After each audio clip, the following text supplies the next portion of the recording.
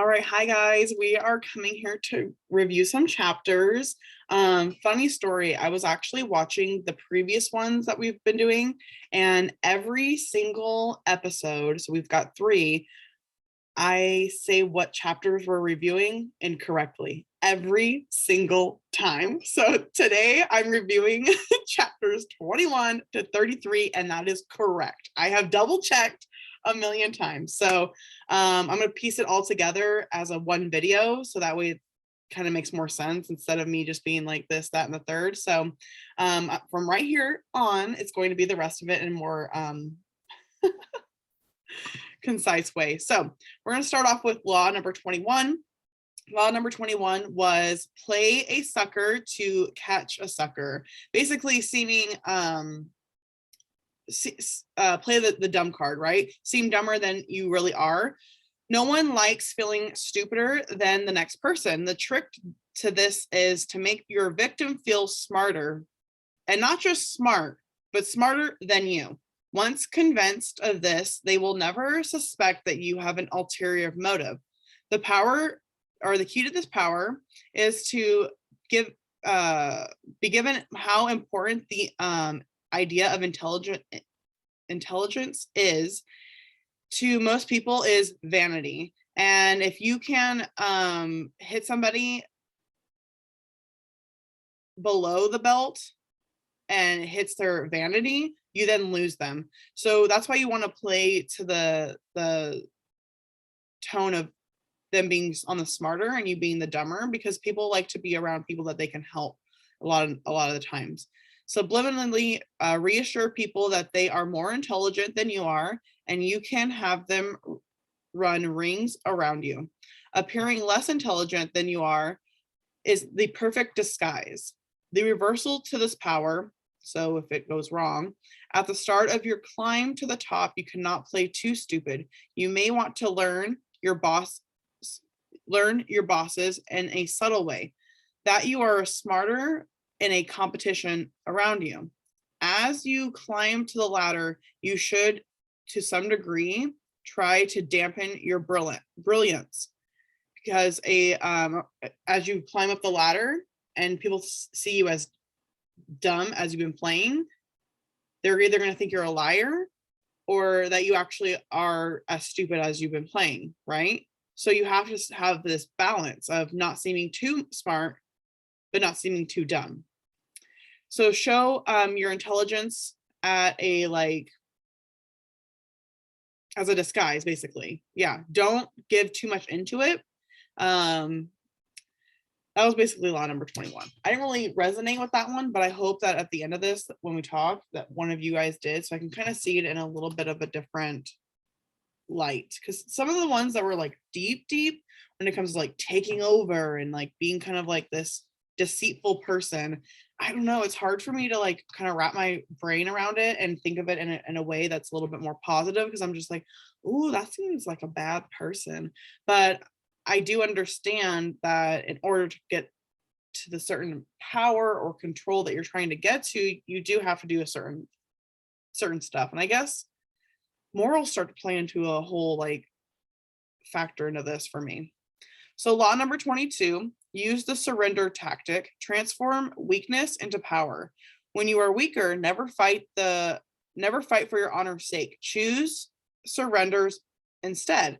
Surrender gives you time to recover, time to torment and irritate your opponent, time to wait for his power to wane. Do not give him the satisfaction of fighting and defeating. You surrender first. By turning the other cheek, you infuriate and unsettle him. Make surrender a tool of power. This kind of reminded me of like killing them with kindness. Like I remember when I was working at the hotel, they would always tell me, when somebody's giving you a negative attitude, don't give it back. Just kill them with kindness. And it's kind of in that way, like, don't give all your power away. Just show like them like, you know what, you're right. I'm so sorry.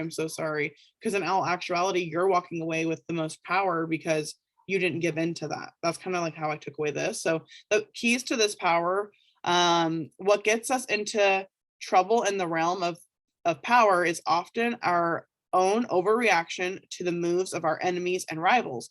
The overreaction causes problems we would have avoided if we would have been more reasonable.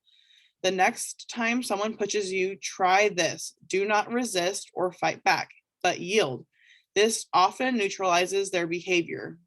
By yielding, you control the situation because you surrender is part of a larger plan to lull them into believing they have defeated you. This allows you time and space to plot the counter moves that will bring them down. Surrender also offers a way of mocking your enemies, of turning their power against them. Again, I feel like that's kind of like you taking over the power, like they're not getting the upper hand, you know? The reversal of this power, the point of surrendering is to prevent being overtaken, right? But sometimes you can get overtaken and now you're like the pawn, you know? So you have to like have that still, again, balance. I'm learning a lot of this is know your limit and like balance it. Like know these laws, but be able to balance it. And it's like a fine line. Are you guys getting that too? Let me know in the chat. So law number 23 goes into talking about concentrate your forces, converse your forces and energy by keeping them concentrated at their strongest point. You gain more by finding a rich mine and mining it deeper. Ooh, this reminds me of like what I said earlier.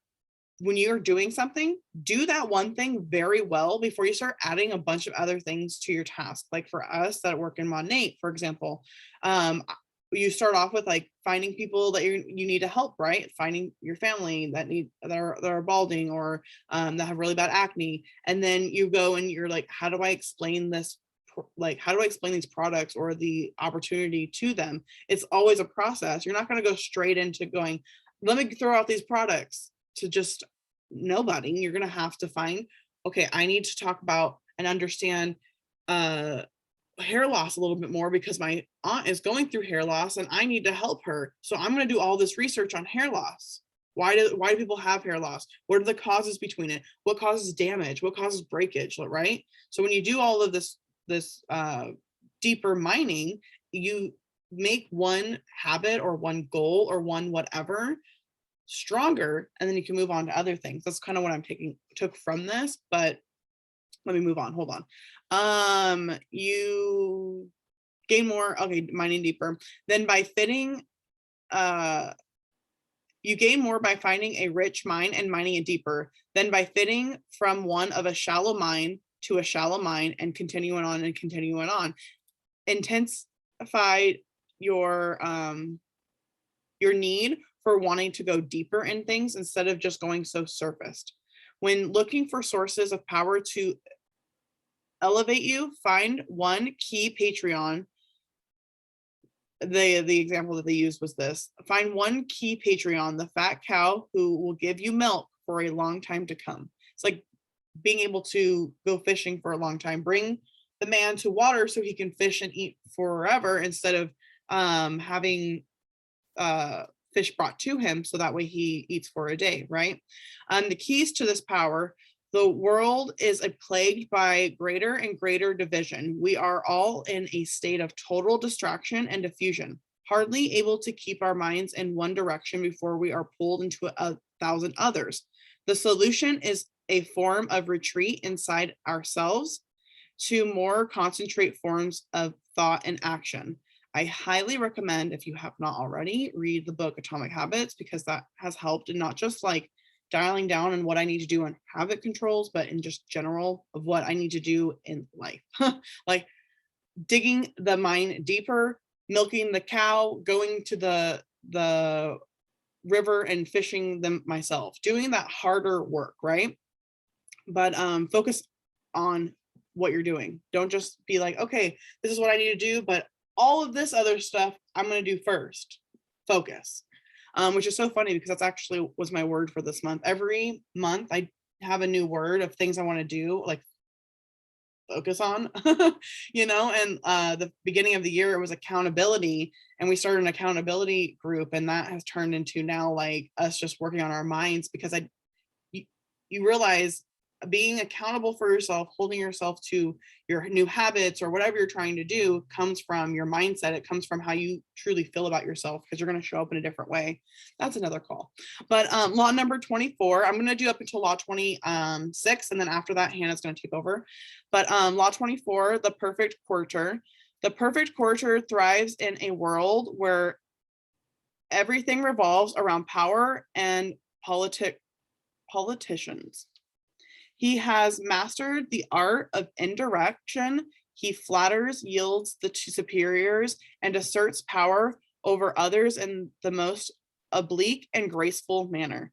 Learn and apply the laws of courtship, and there will be no limit onto how far you can rise in the court. So this, I broke it down into kind of different sections. So I have like court society, I have laws of court and politics broken down a couple of ways. And then one second, actually they break that down into like 15 different ways. So let me just go over them real quickly. So the court society, it broke it down to the successful courter walks a tightrope. Yes, ma'am. Yeah. Because I smell puppies. You smell the puppies? Yeah, you want to play with them? because them have smell sometimes. Okay. And also because them have, smells. Okay, that's fine. Go ahead. Put your shoes on. You have a dress on. Just don't. Yeah, you're good. Sorry. Okay, mom life. The successful courter walks a tightrope, pleasing but not pleasing too much, obeying but somehow distinguishing himself from the other courters, while also never distinguishing himself as far to make the ruler insecure. Great courters throughout history have mastered the science of manipulating people. They make the king feel more kingly. They make everyone else fear their power. They never say more than the necessary, getting the most out of the compliment or a hidden insult. They are a magnet of pleasure. They know how to please, yet they neither fawn nor humiliate themselves. Because power exists, courtiers will always exist. Laws of court politics. This was broken down up into 15 different ways. So number one was avoid orientation, like never prattle on about yourself, or never brag about yourself too much or call too much attention to your actions. Number two, practice nonchalantness. Never seem to be working too hard. Your talent must appear to flow naturally. Be frugal with flattery. Too much of a good thing loses its value, which is so true. Have you guys ever been told something, like complimented something so much to the point where it's like, can you not compliment me on that anymore? Literally, people come to me all the time like, oh, your eyes are so green. And I'm just like, I get it. Like, cool. What about my personality? Like, I literally used to say that all the time. Like, can you come up with something better? So definitely I resonate with that one. Number four was arrange to be noticed. Pay attention to your physical appearance and find a way to create a distinctive and subtle style and image. So basically, don't copy other people, just be who you are. But, there is also, I think it's flattering sometimes when people kind of copy me, because I'm like, I'm a trendsetter. But I don't know. I've always been like that. But but I look at other people and I'm the same way. I'm like, I like how they're doing that. I'm going to do that. I don't even care how it looks. So, maybe that's your style, being uniquely you. Number five, alternate your style and language according to the person you are dealing with. I feel like this is kind of very much so self-explanatory. Number six, never be the bearer of bad news. The king kills the messenger. So remember that. Number seven, never affect friendliness and intimacy with your master. This is like, don't shit where you sleep, like that whole saying, just saying, or don't shit where you eat. That's what it was. Same thing. I don't want to sleep near that either. Number eight, never criticize those above you directly. Number nine, be frugal in asking those above for favors. Ask for favors as rarely as possible, but also when you're asking for favors, be understanding in that if they don't want to do it, that does come with energy. And you are also okay in accepting, like, you know what, that has energy that I don't need, and I'm cool with that. We're good, learn when to accept and not accept that energy. Okay, where did I just go with my notes? Bear with me. Where did they just go? Okay. Let me scroll down 1 second.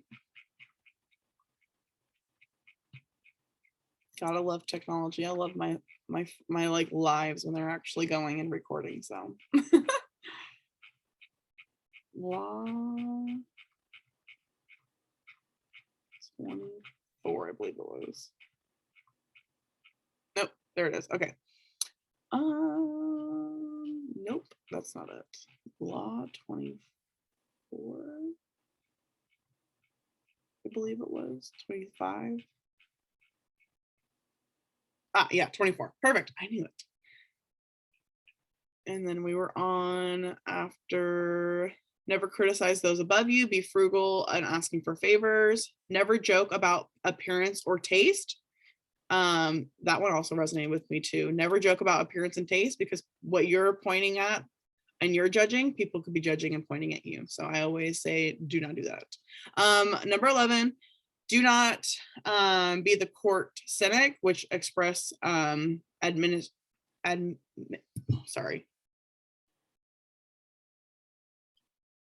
express your admiration for the good work of others.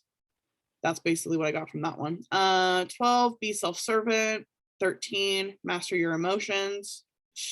Master your emotions, that one's key. Number 14, fit the spirit of the times. Your way of thinking must keep your times going, so your spirit must be up. And the last one, be a source of pleasure. Law number 15 was recreate yourself. Do not accept the roles that society foists on you. Recreate yourself by forging a new identity, one that demands attention and never bores the audience. Be the master of your own image rather than letting others defy you. Incorporate dramatic devices into your public gestures and actions. Your power will be enhanced and your character will seem larger than life. I loved this one. I've always been told that I'm too much, that I over animate everything, which is true, but whatever, it is what it is. And I'm cool with that. And I never understood that that's because that's who I am. Like, that's uniquely who I am. And people will try to dim that shine. So the key to this power in recreating yourself is the character you are born with and you are inherited and shaped by your parents, friends, and peers. You are that person at one point.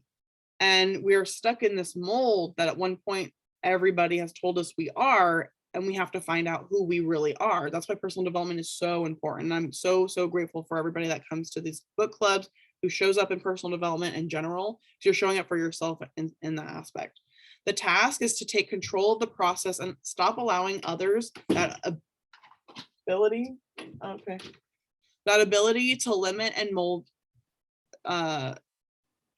yourself. Remake yourself. Working on yourself like clay should be one of the greatest and most pleasurable tasks that you do in the day. The first step in the process of self-creation and self-consciousness. Be aware of yourself as an actor and taking control of your appearance and emotions, everything that you do. The second step is to the creation of memorable character, one that compels attention and stands out above others and plays on the stage. I like to think, like, what is the most positive thing that I can do each day to stand out?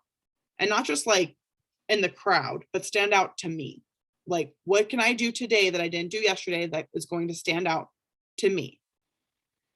Good drama needs more than an interesting appearance or a single standout moment. Drama takes place over time. Rhythm and timing are critical. Remember that overacting can be counterproductive. It is another way of spending too much time to attract attention. So remember that as well. Learn to play many roles to be whatever the moment requires. Adapt your mask to the situation. The reversal there is really no reversal to this law, because bad acting is bad acting. People see fate. Law 26 is keep your hands clean.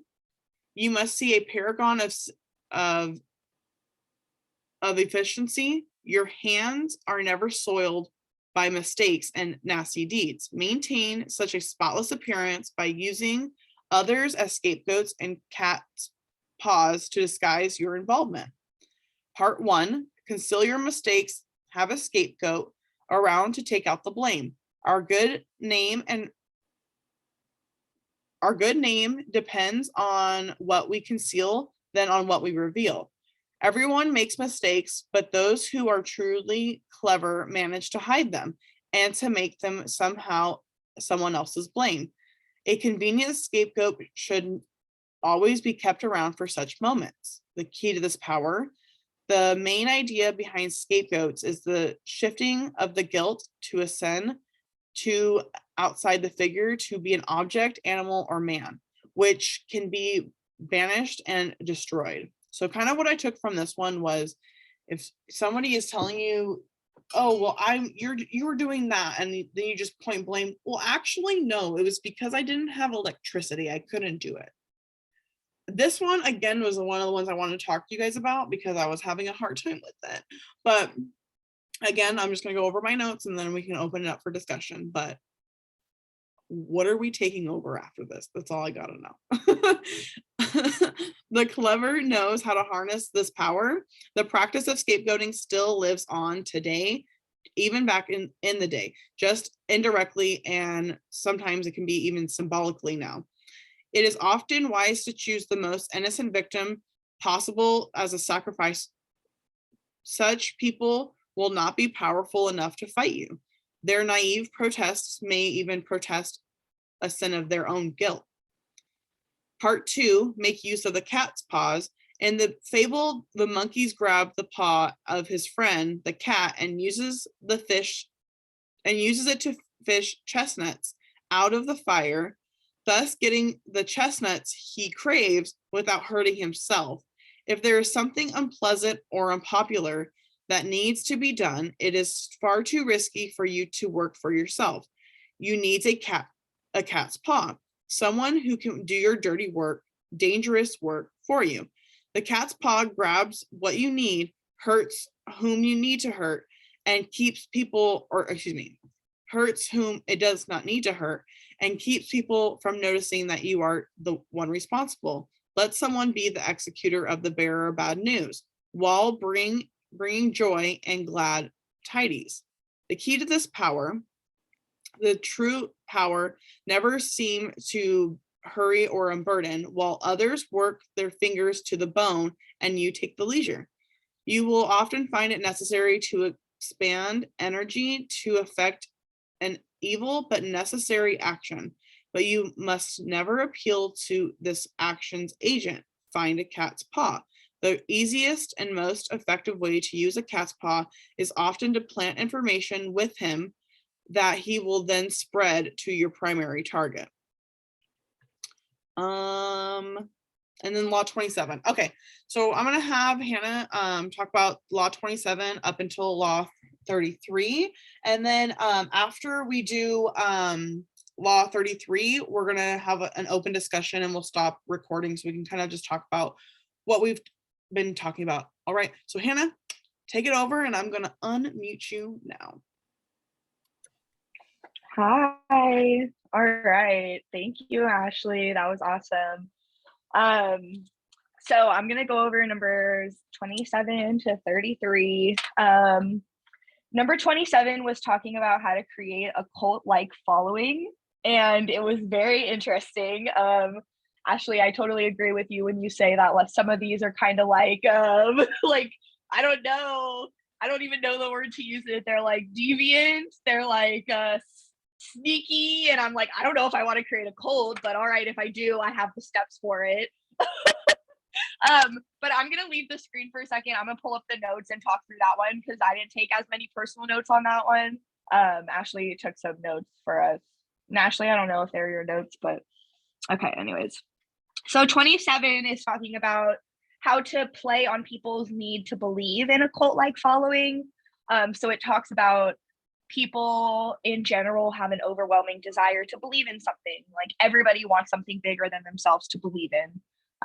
So if you become the focal point of such desire by offering them a cause or something, a cause or a faith to follow, you can keep your words vague and full of promise, emphasize enthusiasm over rationale and clear thinking, give your new disciples rituals to perform, ask them to make sacrifices on your behalf. In the absence of organized religion and grand cause, your new belief system will bring untold power. So pretty much like if they don't already believe in religion, then they can just believe in you instead. But I'm going to talk about this as how to create a cult in 5 easy steps. So if you guys want to create a cult, here's your 5 easy steps. Step number 1, keep it vague, but keep it simple. So to create a cult, you must attract people's attention. Don't do it through clear action, do it through your words.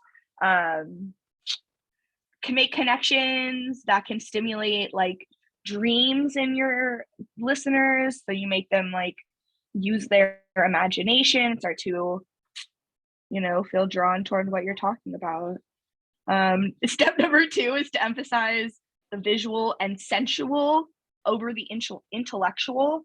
And I think that although we're not trying to create a cult, a good way to get people to like understand what you're talking about and want to follow you is to do this, right? To create like a visual and sensual understanding of what people are going to receive when they like use the products maybe or whatever.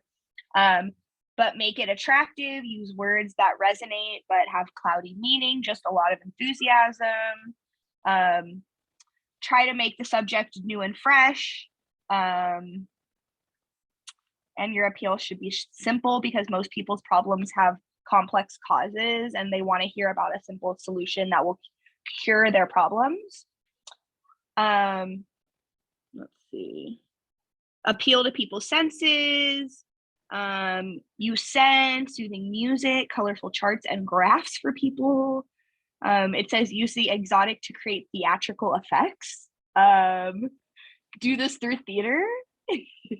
Surround yourself with luxury. Dazzle your followers with visual splendor. Fill their eyes with a spectacle. Wow. Step number 3, borrow the forms of organized religion to structure your group. I'm not even going to get into them. Step number 4, disguise your source of income. Maybe because you want people to donate to your cause, possibly. Step 5, set up an us versus them dynamic. So the last thing you need to do to create a cult, you guys, if you want to create a cult, is to keep your followers united against evil, just like how religious systems do. So the followers are part of an exclusive club with a bond of common goals. You can strengthen the bond through an enemy, a devious enemy that wants to break us apart. And if you have no enemies, even go as far as to invent one. So yeah, sometimes when I'm reading this book, I'm like, I really hope that nobody truly evil gets their hands on this book because like it could be the downfall of all of us. Okay, I'm back. But yeah, anyways, I did not love that chapter, even though I thought that it was very intriguing. Anyways, but I did really like the next chapters. And this is why, Ashley, I told you that I want to go over these chapters.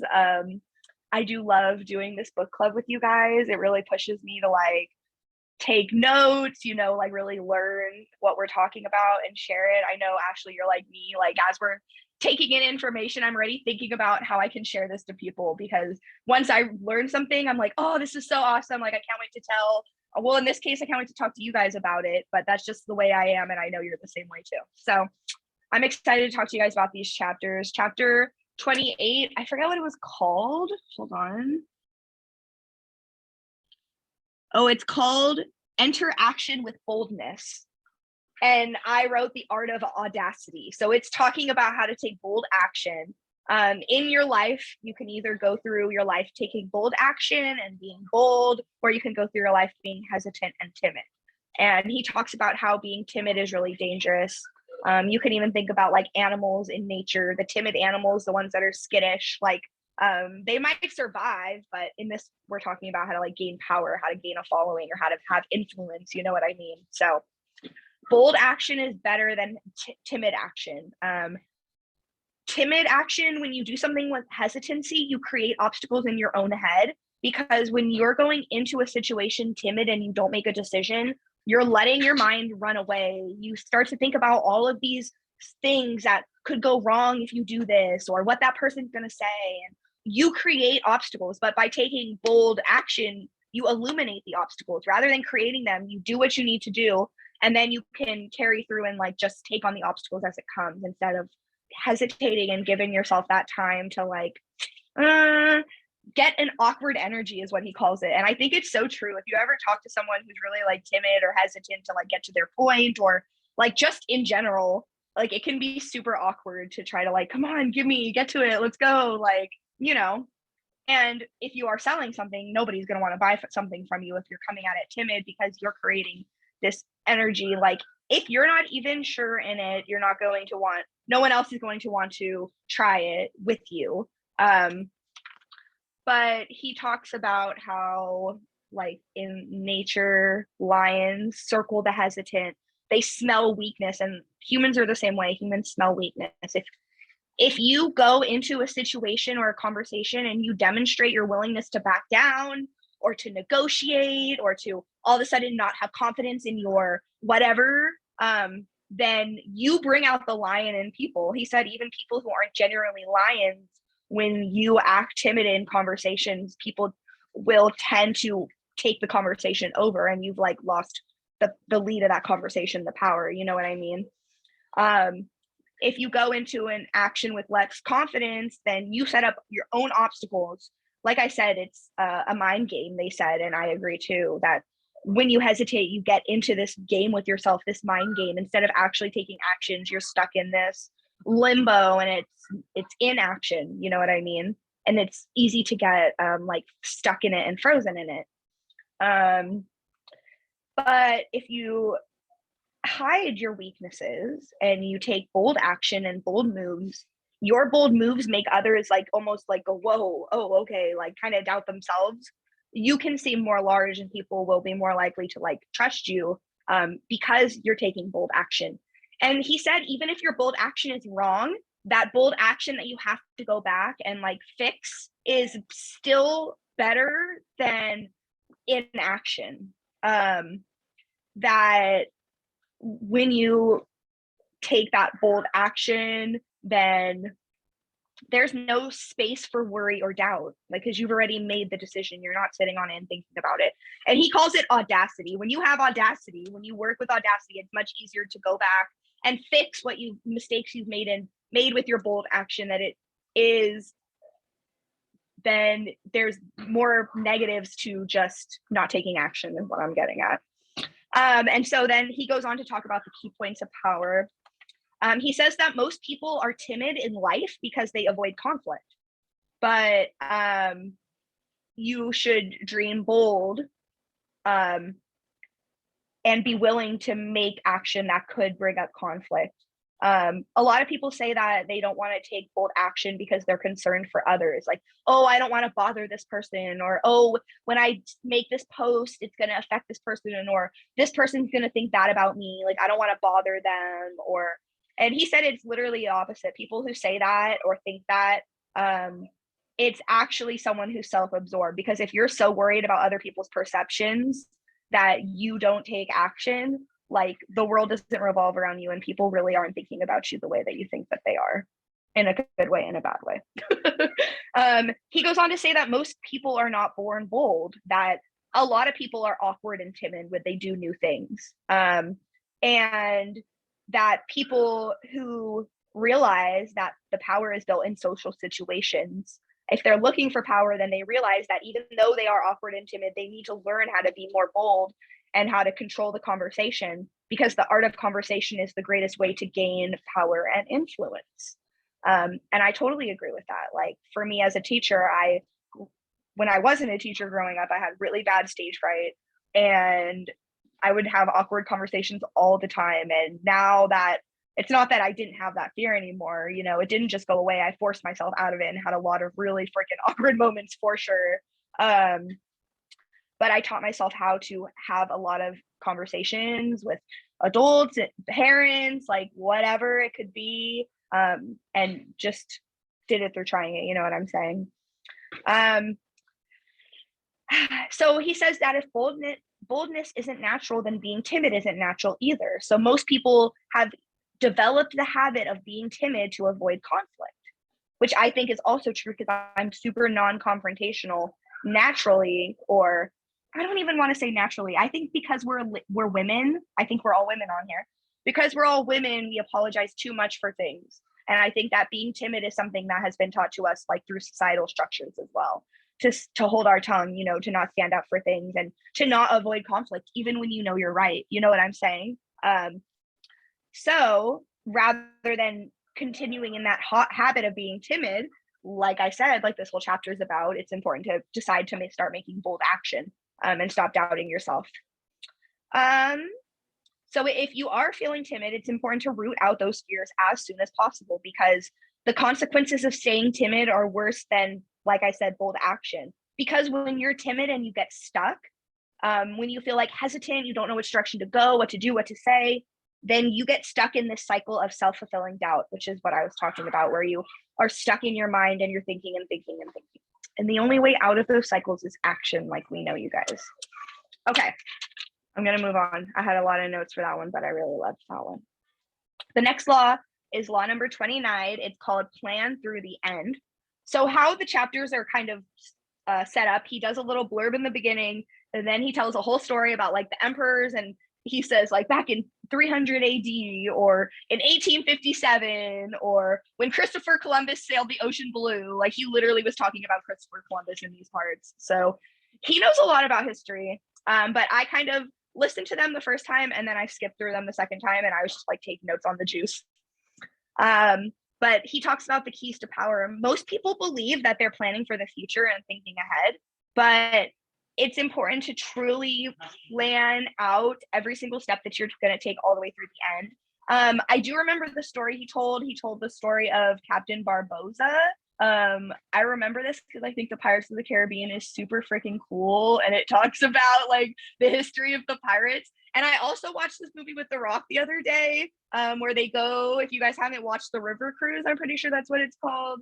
They also have like Francisco, whatever. I don't honestly know all the explorers' names, but I also teach about explorers, fourth grade, huge history nerd, so I do appreciate these stories. But it talks about how he came to like South America, and it was during the time of Columbus. Columbus came, and then Barboza came, and he had these great plans, but he didn't really truly plan everything out well enough. He didn't really see the end. He got so wrapped up in just everything that in the end, he actually got overthrown. And then like Francisco something, I don't remember all their names.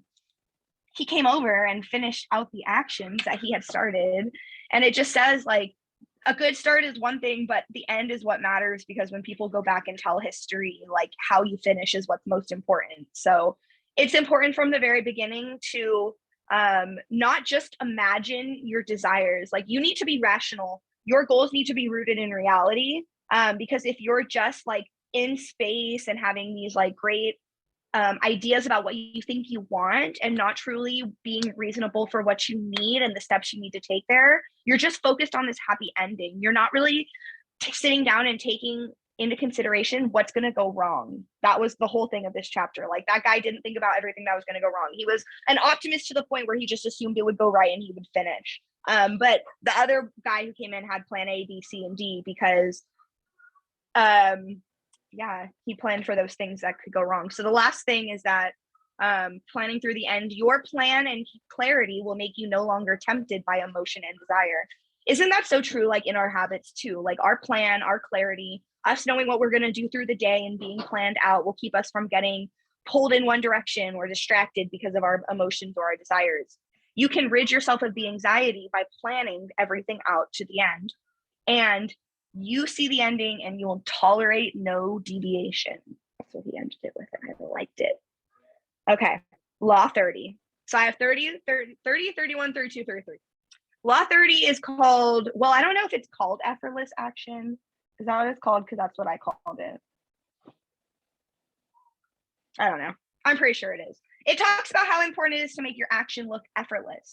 That you don't want to make what you're doing look hard because people are going to think that you're already trying your hardest and that you don't have anywhere to grow. You want to make what you're doing look easy so that people are like, oh, dang, it's easy for her and she's doing this. I can only imagine what she's going to be doing in a year or two from now. Like, let their imagination run away with your potential. Don't sell yourself out, you know? Of course, if you're training someone, you want to be honest about like how much hard work it takes to put into things.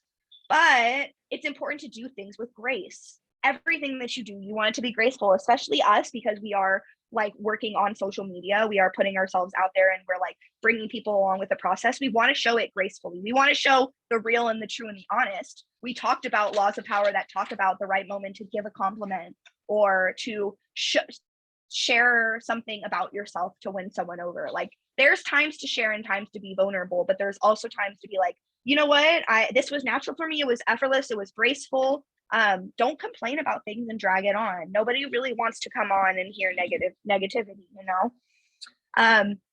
It's about the practice that you put in behind the scenes. Ashley, you've talked about like practicing the conversation so many times that when you have to have it, it's effortless. It comes effortless because I've said it so many times, you know? But people don't see the hard work you put behind the scenes. You're not going to practice with everybody. Maybe we all did in the beginning, saying something that you haven't practiced saying out loud before, and then it sounds awkward. So in a way, you want to conceal your shortcuts and tricks. Like, there's some things you want to reveal, but there's some things you want to conceal because those are what you've created for yourself to help you to be successful. We tend to want to show people everything that we've done. Like, we want people to tell us like, oh, you've worked so hard, you're so clever. Even we want sympathy for people to be like, oh, you put so much hard work and time into this. Like, wow. But what the whole point is that we're not looking for sympathy. We're not looking for people to be like, oh, she worked as hard as she could possibly work. Like, there's no way that she could have tried any harder. It's all she got. But you want people to be like, that was easy for her. She made it look graceful. Like, I know that she can achieve much more. And then he said that each action we take is like a piece of art. I thought this was really cool. It's an artwork. Like, in everything you do, you should be building an air of mystery, suspense, and even entertainment. Because you've thought through your actions and it makes it look effortless. You're never acting out of like being unprepared or your emotions taking over. All right, Law 31. I'm not sure what the chapter is called again. Wait, hold on. I do know. I can tell you. I could tell me. Control the options. Get others to play with the cards that you deal. So I resonate with this one 100% because I'm a teacher and I have my master's degree in education, and we had to learn about the things that make children listen to you and learn from you. Like, in order to be a good teacher, you can have all the best information, but if kids don't want to listen to you and learn from you, and you don't understand how to really talk to people, you're not going to get so far. So one of the things that I really learned how to do is how to know the best ways to like control students' behavior, you know? And one of the main things that leads to student success or confidence is their illusion of choice. You know, you give kids a certain amount of choice. You want to give them 2 options, and then they choose one, and either of the options have worked for you because you're not giving them 10 choices in every choice. You've kind of controlled the constraints already of the choices. The same way that I do it for kids in the classroom, like the same way that you guys might do it for your own kids. They talk about also controlling choices for people who I guess you're trying to gain power over. I guess that's what we're doing here. So you give options to make it look like they chose, but both of the options benefit you. And if people don't see your benefit, if people don't appreciate what you bring to the table, then you should withdraw and disappear and show people what they'll miss without you. And then you can reappear on your terms. Like, yeah, if you want me to work with you, but you need to do A, B, C, and D for me, and then like I'll give my energy back. And that's a really good way to have power as well. So by giving someone option and choice, you evoke the power of possibility, which is beyond the benefit of the 2 choices themselves. Does that make sense? Like, people love to like, oh, there's so many possibilities. I have choice. I have freedom. There's so many options. Like, that feels better than whatever they're actually choosing. So just by playing the mind game of giving someone a choice between option A and option B, like you're still keeping control over the conversation and the choice that they make. And he talked about how this is how they control us as a nation, which when I was reading this chapter, I was like, yes, they give us the illusion of choice in elections, in jobs, in the marketplace, in the market, so that we feel like we have freedom and that the game is fair. But in reality, they're just controlling us and it's all rigged with the options that they want us to have. I believe that to my soul. Fuck the system. Anyways, law number 32. Play to people's fantasies. Yeah, it is called play to people's fantasies. So in the same way we talk about the power of like people seeing the possibility and using their imagination, that's where a lot more power lies than in time the facts, you know. Sometimes you can give someone a million facts, but until you elicit their emotions and their imagination, they're not really bought over. So he talks about how this world, it's so harsh and unpleasant and stressful, and people want to be around someone who's going to make them feel good. And we create like a fantasy, a romance of life, and that when you're like that, when you're creating happiness and a mood and emotion in people, like you're an oasis in the desert. People are going to follow you and want to be around you because of what you offer. There's power in that fantasy. So you must be a source of pleasure to people. They said that you don't want to tell people that it's going to take a lot of hard work, that they're going to have a magical transformation, and that human nature would rather hear about a magical transformation because there's so much power in people's fantasy.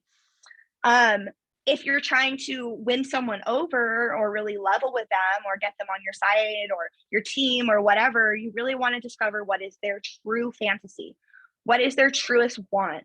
Like you can create this wonderful vision for the future, but if it's not truly their fantasy and what they truly want, even if maybe they did say it was what they want, it's important to dig deeper to really get to the bottom of what people really want.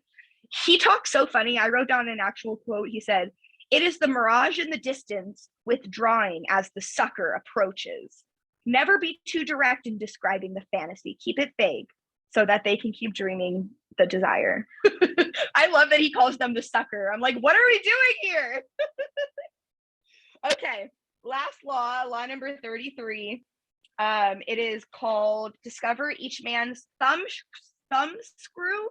I'm not exactly sure what a thumb screw is, but I was imagining it as someone's like secret button or like the key, the lock. Like you have the key, but you don't know where the lock is, or like vice versa. I don't know. I'm not sure. But it means that each man has a weakness or an insecurity or a secret guilty pleasure. So literally you should be going through life looking for people's weaknesses so that you can capitalize them on them and give them what they need so that they come back to you. Woo, okay. So you're looking for somebody's button to push. Some people are really open with what their weakness or their insecurity is, but some people are not so open about it. So it's important to like really listen to people, to listen to what they're saying, to really seem interested in what they have to say so that they'll share more with you so that you can really get to the bottom of what it is that they really want or are missing. You can learn how to watch people's gestures or subconscious signals. I think this is great in controlling conversations in general, because being able to take into account people's body language is so important.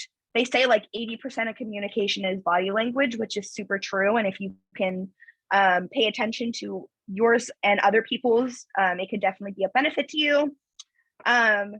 They said that if you're trying to get more information out of people, get to the root of what's bothering them or what's their insecurity or their weakness, I guess if you're trying to take over their country or something, you can like open up to them. If you tell them a secret, then they might tell you a secret. Or if you compliment them, then they'll like, put their guard down and want to open up to you more. So you're trying to figure out if you can be the supplier of their fantasies. What's their fantasy? What do they need? Can I supply it to them? He also goes on to talk about, you might even go to the root of what's their childhood need that is not filled. So maybe they miss support from a parent growing up, and you can be their support system, or like whatever it is. People have emotional voids, and if you really want them to rely on you and come back to you and for years and want to be a part of you, gain access to you, you fill the emotional voids. And he said that the two most common emotional voids of people are insecurity or unhappiness. So it's important to try to make people feel better. Like you're trying to find their trigger, to find what's bothering them, what their emotional void is, so that you can help make them feel better. So I guess it's not truly like a selfish thing. Like I said, I feel like trying to control people is like, but I mean, I'm a teacher and I'm always trying to control little humans. And I do like being in control of situations with other adults, because I feel like as young ladies, like we can be taken advantage of easily. And it's important to know how to have these conversations and to make yourself valuable, like in your life and the workplace and everything, so that you have the skills to like to take the worth that you deserve. So yeah, by making people feel better, you can fill the positive role for them. You can give them something that they can't give themselves by filling that emotional void, by giving them what they're missing, the connection, the support, the whatever it is. And even if they know that you have like ulterior motives or whatever, when you really make people feel good about themselves, like they don't care, because the way that you're making them feel is irreplaceable. So yeah, that's where we're at the end of 33.